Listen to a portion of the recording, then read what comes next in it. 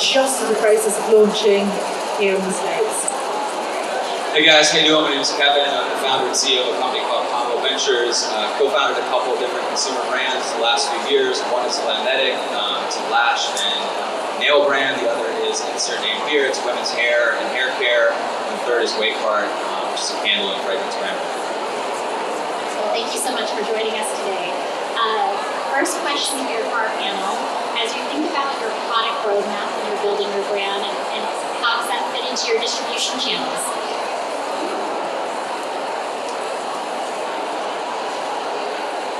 Jump in. So we are a gel manicure brand, and our model is sort of like the Nescafe model. You buy the gel manicure kit, and then you come back and buy more colors. So we're always launching more shades, and we want to be on trend, seasonal shades. And then we also, as we're getting into retail, think about our partners. So can we make duos or trios of colors that are exclusive for them? Because we know that our retailers love exclusives. So that's kind of what we think about when we're making our product development. Yeah. So we are a well-being brand, and everything we do is about sleeping better, de-stressing, boosting your energy, lifting your mood. So we never go outside of those 4 pillars. To us, they're the 4 pillars of good well-being. And so we're not a fragrance brand. And I think keeping that really rigid, really tight, and trying to really own those kind of 4 need states has been really important to us. So we're interested in new ways that you can do that naturally, but we are also very committed to product developing within those 4 pillars. Yeah, I think for us, when we speak to maybe specifically Glamnetic, so the ethos of Glamnetic is to create products that save you time, money, and effort. And so for us, everything that we develop sort of has to make sure that it falls in that brand ethos, and that's really, really important. And then I think when we're developing products, we really think a lot about what is the future distribution of that product category look like. So for us, it's got to work ideally 3 of 3 places. So it's got to work D2C, retail, and Amazon. In a perfect world, the product category works in all 3, but it has to work in 2 out of the 3 for us to move forward with it. So it's a little bit of a combination of all those things. Let's dive a little bit deeper into distribution channels. Christina, you've had some TikTok videos that have gone viral. Tell us about how that's helped improve revenue and increase customer engagement. So we launched at Target in Q4 last year, and we really are, I would say the #1 thing that we did to try to make that launch successful and have sell-through during the holiday season is really on TikTok. So we had a campaign with TikTok creators. We briefed them to go into Target, find our products, unbox it, do their manicure, show the result, tag Target. And so one of our influencers tagged Target, their social team saw it, they reshared the content, and it became the #1 most viral on their page. So that was incredible because we saw that Target is such a cool retailer that people want to go in, they want to know what to buy, and whether it's a Target haul influencer posting about what to buy this week at Target or the latest beauty find, or Target themselves telling you what's cool. It really worked for us. So we were able to drive traffic into their stores. We had great sales during the holiday season, and we've really been continuing to do that. Thank you so much. And then Kevin, I'd love to hear more about your internal content strategies, and how do you keep up with all the platforms as you're continuing to evolve and change? So I use all the products every day. I have an amazing co-founder, Anne, who I think when we started the brand, I think it's really important from a content strategy perspective to really take a step back and think about, again, like how do you tie in your content strategy to what the brand ethos is, and come up with the recurring formats on your content that really storytell. So for us, and particularly with Anne as my co-founder, we led really hard from like a founder story perspective. That was one format, and then we focused a lot of other parts of our content on like the educational component, and then we layered in the community piece, which I think community is super, super important, and making sure that you're making your content strategy interactive as opposed to just pushing content out. We really spent a lot of time on the community fostering side, and so I just think for every brand, particularly if you're starting, taking a step back and just really understanding formats and like the content that you want to push out is really, really important to make sure it's cohesive. Let's talk a little bit about consumers. So consumers are core to every brand. Trying to meet consumers where they are constantly. Let's dive into your brand, Nicola. Consumers. I'd love to hear more about what are you doing to engage them, and then also more about the anti-trend attitude.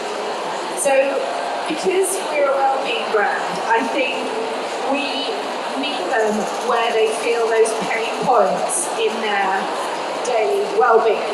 So, is that like first thing in the morning when they wake up, they've got no energy, but they've got to do a school run? Or is that 4 p.m. in the day when they would be reaching for like a piece of cake and a coffee and they've got that slump? Is it, a bedtime because they can't sleep? So we think of those moments because the moments is where a consumer needs us. And, it's obviously very different brand to brand. Your consumer might want to go and have a manicure, which you can't get there. And so you've got to think through actually where's the pain in her life of which you can make that moment easier. And so actually mine's very, very different to yours, even though we're in beauty. So I think that for us is where we meet our consumer. And that world is evolving all the time. And we've spoken about anti-trend before. I always think you've got to be really careful if you build something on a trend, because trends come and go. And so I always try and I think, it's a non-negotiable that something needs to be gorgeous and luxurious and people want to use it, but it also has to be useful and needed. And, useful and needed is not a trend. The colour might be, we might flex on a vessel or something, but fundamentally the bones of the brand are never about a trend. Yeah, I love that. I love keeping it relevant to your customer. If you stick with the trend, it easily goes out of trend, and then you're not relevant anymore. Christina, tell us a little bit about your digital tactics and what are you doing to attract new customers? I would say I could talk about influencer all day long. So we definitely have a very robust influencer strategy. We do everything in-house. We tested working with an agency for the first time, and I can give you an interesting example. We ran a campaign, when we launched Target, we ran an influencer campaign. Our spend was probably around 15K at that time. And then the agency that we bought recently was a similar spend level.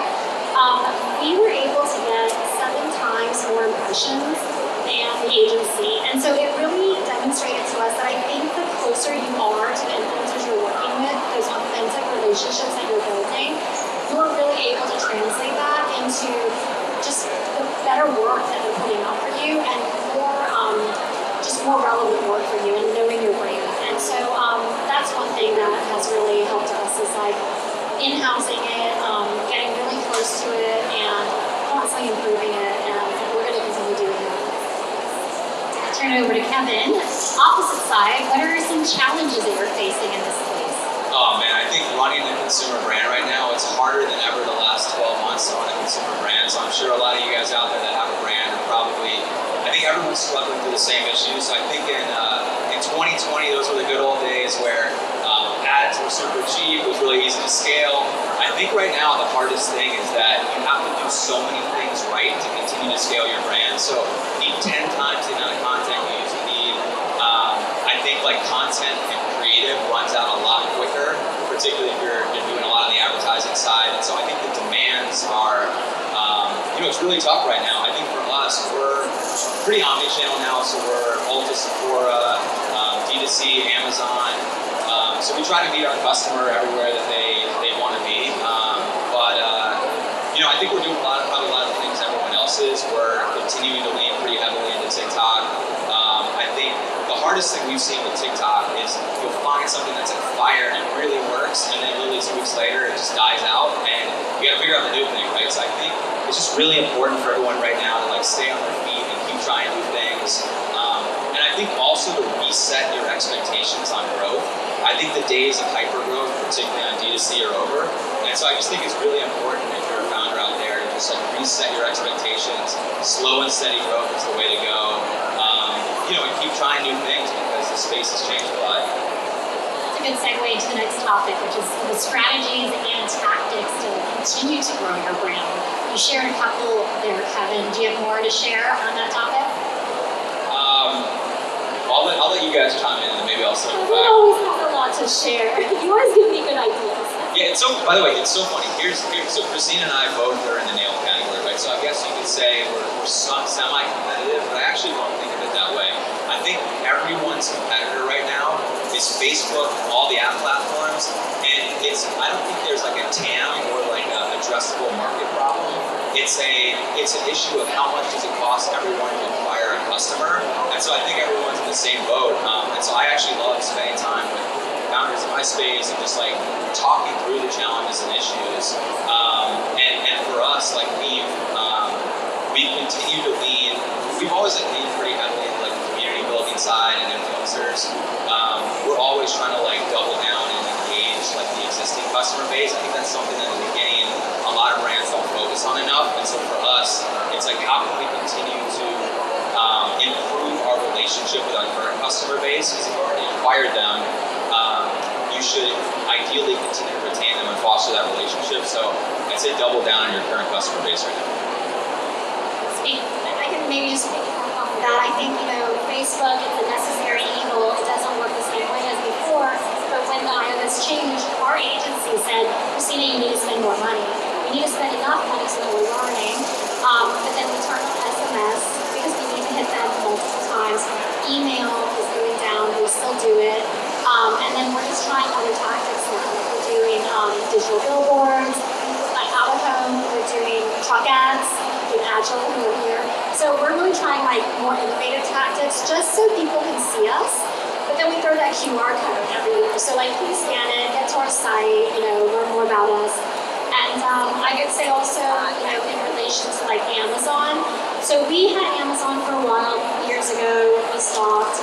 We relaunched it this spring, mostly to support our Target business, because we knew that when they were in store at shelf, if they wanted to know more about the brand, they would go on Amazon to look at reviews. So we wanted to make sure we're there and those reviews were there. So I would say like all these different channels, you need to be on there, but they're really serving different purposes for your brand. You talked a little bit about channels, social media. What are some other resources that you've used that are on your brand?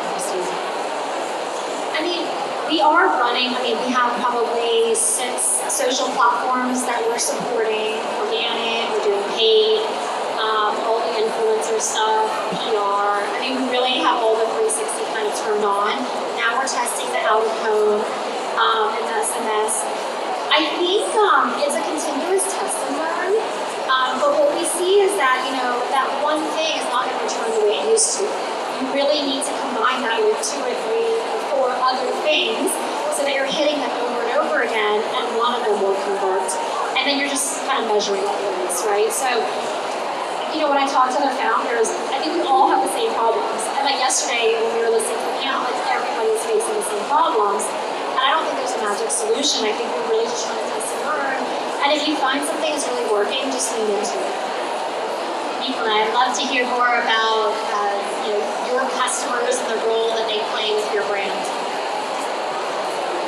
That's a big question. The customer is everything, and I think whilst we're all feeling this way, and I agree with these guys about consumer brands and the pain and challenges that they're facing at the moment, I think the consumer is also feeling, difficulties, and whether she's tight for cash or she's not. Even if she's not, I think her mindset is very much, I shouldn't spend as much at the moment. So I think we have to look at what the collective mindset is out there and then play to that. Whether it's in the quality of the products, or the way you frame them, or your pricing structure, or maybe, it's a time where we will sell smaller, cheaper products. Or, for me it might be that de-stress products work better. So I think the role of the consumer is you always have to think what's that kind of macro pain point that women, for me particularly, but men as well, are feeling right now, and how can we be a partner to that, rather than there's this shit going on in the world and we're just blindly trying to sell beauty products. So we've got to match them where they are from a comms point of view. I was gonna say maybe one thing to add. So I think there's a lot of things we can't control out there right now, which we've talked about that, but I think that to double down on kind of the things that you can control is really, really important. So I think every brand, whether you're small or a larger brand, has an opportunity to interface and connect directly with the customer. And so that's literally as simple as making sure you're DMing back every customer that hits you up, making sure you have live chat set up on your site. We see a $10 to $15 higher LTV for every customer that we've had an interaction with, right? So whether it's a positive or potentially negative interaction, if we turn it into a positive reaction, it's a chance for you to really like interface with your customer. And those are like the quick wins that you can control. So I just say you need to really focus on the things that are in your control right now as a founder. Yeah, and I was just going to say that also, I think we've come out of this stage where there was all these really kind of quick, sexy wins that we could all go after. And people were like making a fortune quick on TikTok, or quickly being able to acquire cheaply on Facebook. And this is quite an unsexy kind of phase right now, right? And I get that, but I also think that when you build a brand a bit slower and a bit more considered, those customers stick. So I think there's a lot of good in these times. I think a lot of rubbish gets pushed to one side. I think brands that aren't good enough won't succeed. It's not a bad thing. It's not a bad thing that it becomes a bit of a cleansing process. And so, yeah, whilst it's not, you ideally want to go away from here knowing, oh my God, here's the 3 things that we can do that are going to materialistically change things next week. And that's not the answer that any of us are giving.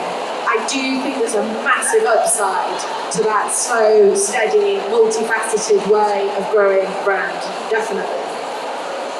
And there was a brand that I was speaking to yesterday, and they talked about their customer as their chief health officer. And I love that idea of making the customer very front and center in their company, as opposed to just the person that they're selling to.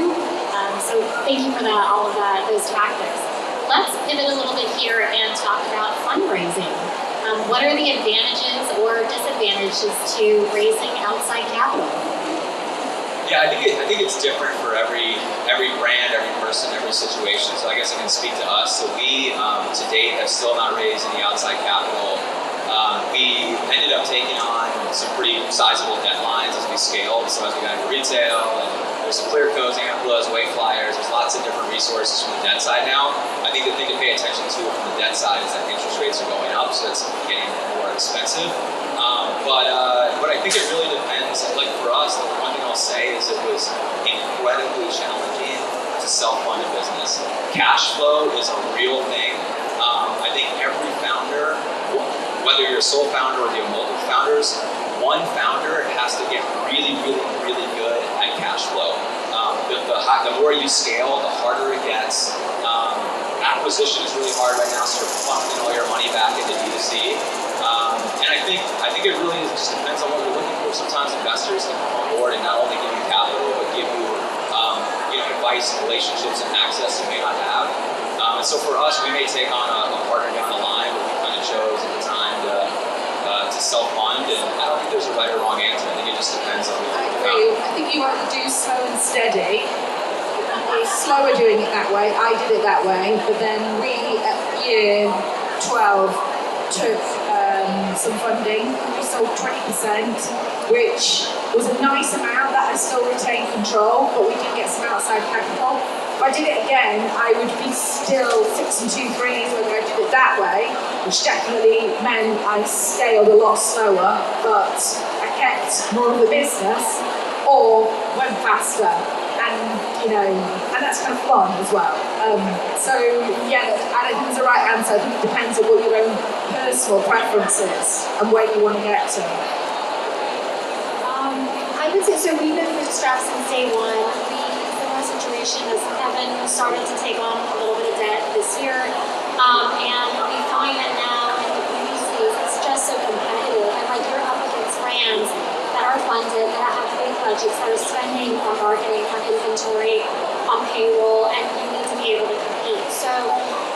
something that we are considering, but I mean, something that's different from our side is that we have always been international.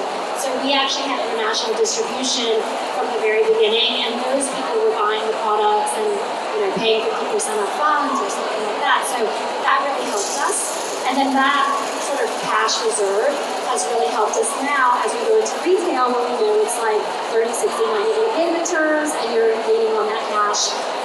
Not just your retail payment terms, but also the marketing, the payroll, all the things that you need to invest in. I was going to say maybe one more thing too. So outside whether you choose to raise capital or not raise capital, I think there's something you need to probably even take a step back before that.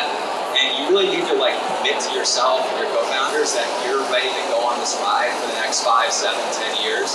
Because I do think that a lot of people, start a brand and maybe they think they'll be in it for a couple of years, and it always takes longer than you think. And so whether you raise money or don't raise money, that's actually not the first question. The first question is, am I ready to work really, really hard for the next 5, 7, 10 years and take a long-term lens and a long-term view on what you want to build and be very, very clear about your goals and your vision and where you want to go. And then I think the rest will follow and you can make the choice of whether you raise capital or not.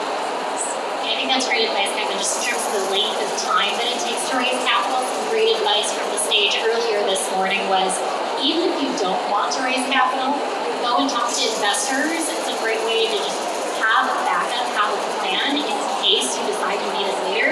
Develop those relationships early on, even if you don't want to use it, even if you don't plan to use it. It's great to have those connections. So to close us out here, I'd like to ask each of our panelists, what do you know now that you wish you knew when you first started your company, and what advice would you give to any of our founders in the crowd? I should have been an influencer.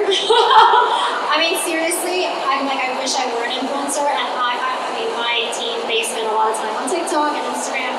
I don't have the energy for that, but I should, and yesterday we were listening to the TikTok panel, and the founder of Clearcut, she's on TikTok, and I'm like, yeah, you really need to be doing this as a founder.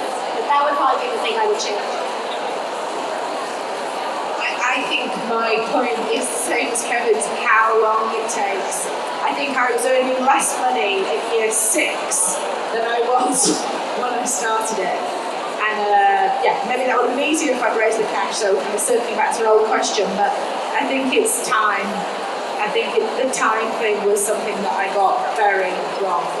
And I think probably also people, it's like an old thing that getting the right people is so important. And I don't know whether I would have, the other thing I would have considered doing is having a pot of sweet equity and bringing people on board that I couldn't afford, but were also wanting to do something on their own, and offering them some equity early on, just a little bit, because then I might have been able to get better people, because that really slowed me down, only being able to afford a couple of very junior people who couldn't bring me the experience. Yeah, so I was gonna add on to the people piece for sure. By the way, I made so many mistakes. I think every founder goes through.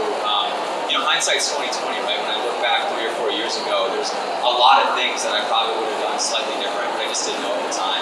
I do think on the people front, your team and team building is incredibly important, and I think becoming an incredible manager is one of your #1 jobs as a founder, right? So when you start the business, it's just you or your partner or your co-founder, whoever it may be, and what the business needs out of you over time is a lot different than what it needed in the beginning. And so you need to make sure that you're growing with the business and you're surrounding yourself with the right people.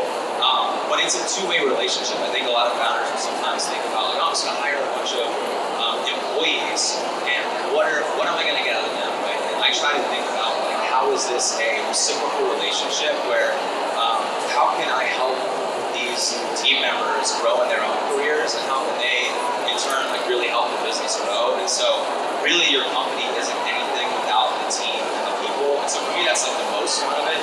But I think it's just making sure that as you grow over time, you really understand that your role as a founder changes a lot, and you should continue to be you need to heat check yourself.